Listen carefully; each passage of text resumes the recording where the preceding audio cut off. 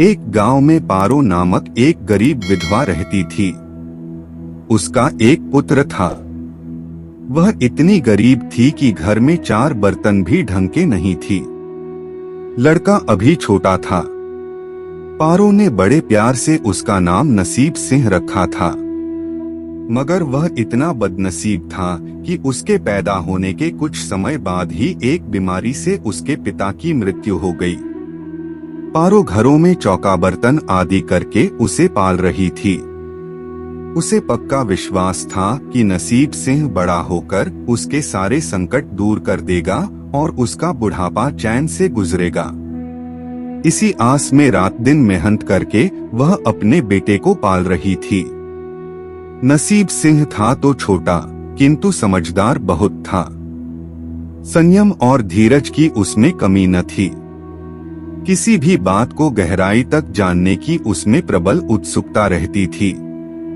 एक दिन उसने अपनी माँ से पूछा, माँ, हम इतने गरीब क्यों हैं? यह सब तो ईश्वर की मर्जी है बेटे। दुखी स्वर में पारो ने कहा, सब नसीब की बात है।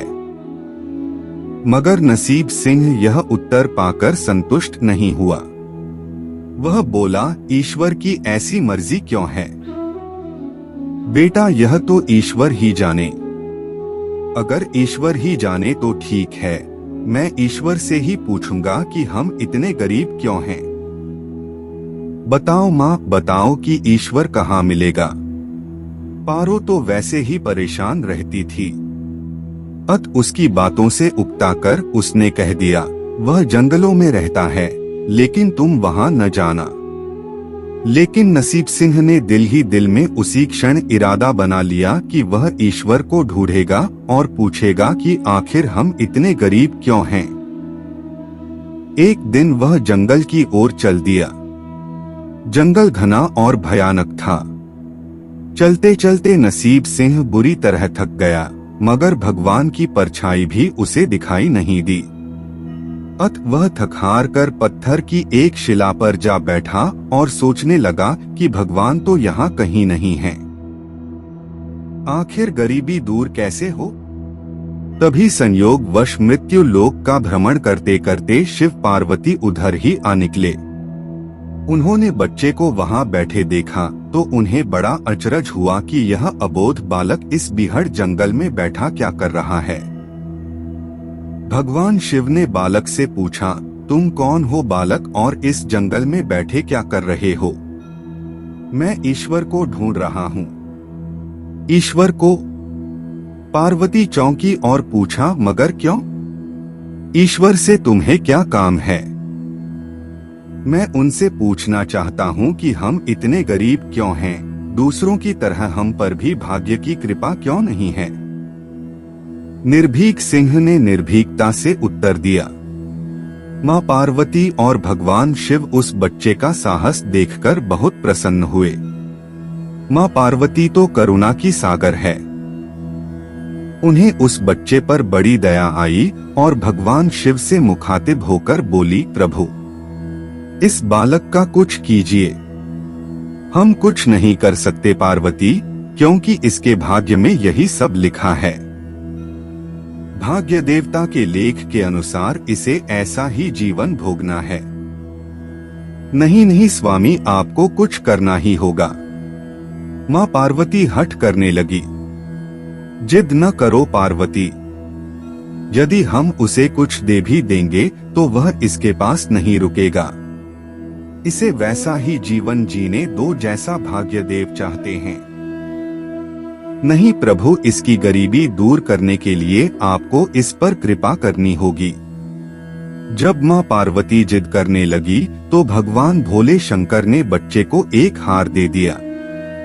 हार पाकर नसीब सिंह बहुत प्रसन्न हुआ और खुशी खुशी अपने घर को चल दिया। माँ पार्वती संतुष्ट थी कि उन्होंने एक अबोध बालक की मदद की और अब उसके दिन सुख से कटेंगे। लेकिन त्रिकालदर्शी भोले बाबा जानते थे कि यह हार उसके पास रहेगा ही नहीं। चलते चलते नसीब सिंह के पेट में अचानक दर्द उठा और वह शौच के लिए इधर उधर देखने लगा। उसने भगवान शिव का दिया हार पत्थर की एक शिला पर रख दिया और झाड़ियों के पीछे चला गया। तभी एक चील कहीं से उड़ती हुई आई और उस हार को उठाकर उड़ गई। अरे मेरा हार! सब कुछ भूलकर लड़का चील के पीछे भागा। मगर कब तक वह चील का पीछा करता, कैसे पकड़ता उसे? एकाध बार पत्थर उठाकर उसने चील को मारने की कोशिश की, किंतु चील अधिक ऊंचाई पर थी। कुछ ही पलों में चील उसकी नजरों से ओझल हो गई तो वह बड़ा दुखी हुआ और रोते रोते अपने घर की ओर चल दिया।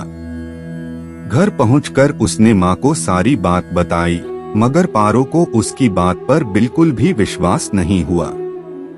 हाँ, उसकी बात सुनकर थोड़ी सी उदास अवश्य हो गई, लेकिन नसीब सिंह माँ की उदासीनता देखकर हतोत्साहित नहीं हुआ। उसने मन ही मन निर्णय लिया कि वह कल फिर वहीं जाएगा और भगवान शिव पार्वती को अपनी विपदा सुनाएगा। उसका विश्वास था कि भगवान शिव उस धूर्त चील को अवश्य ही दंड देंगे। भगवान शिव ने पार्वती से कहा, देखो उसके पास कल वाला हार नहीं रहा, उसे एक चील ले उड़ी है और दूसरा हार पाने व उस चील को दंड दिलवाने की इच्छा लिए वह लड़का आज फिर आया है। पार्वती देवी ने फिर भगवान शिव से प्रार्थना की, आप चाहे चील को दंड दें या न दें, किंतु इस लड़के की सहायता करके इसकी निर्धनता दूर करें। हम अब कुछ नहीं कर सकते देवी। यदि तुम जिद करती हो तो हम ब्रह्मा से कहते हैं, वही इस बालक की कुछ सहायता करेंगे। कहकर भगवान शिव ने ब्रह्मा जी को बुलाया और सारी बात बताकर आग्रह किया कि आप ही इसकी कुछ मदद करें। तब ब्रह्मा जी ने लड़के को हीरे की एक अंगूठी दे दी। लड़के ने अंगूठी जेब में रखी और खुशी खुशी अपने घर चल दिया। उसने सोच लिया था कि वह अब एक पल के लिए भी अंगूठी को अपने से अलग नहीं करेगा। चलते चलते अचानक उसे प्यास लगी। वह सरोवर के किनारे पहुंचा और जैसे ही वह चुल्लू भरकर पानी पीने के लिए झुका, वैसे ही उसकी जेब से अंगूठी निकलकर पानी में जा गिरी और इससे पहले कि वह उठाता, एक मछली उसे निगल गई। नसीब सिंह फिर रोते रोते घर आया और माँ को सारी बात बताई। बेटा, जब तक भाग्य में नहीं है तब तक कोई भी चीज नहीं रुकेगी, माँ ने उसे दिलासा देते हुए कहा। जब भाग्य देवता खुश होंगे तो मिट्टी भी सोना बन जाएगी, मगर इस प्रकार किसी के देने से हमारी गरीबी दूर नहीं होगी। उसे समझाकर माँ अपने काम में लग गई, मगर नसीब सिंह भी हार मानने वाला नहीं था। उसने मन ही मन सोच लिया था कि वह कल फिर जाएगा। तीसरे दिन वह फिर जा पहुंचा। शिव और पार्वती उसका यह साहस देखकर बहुत खुश हुए।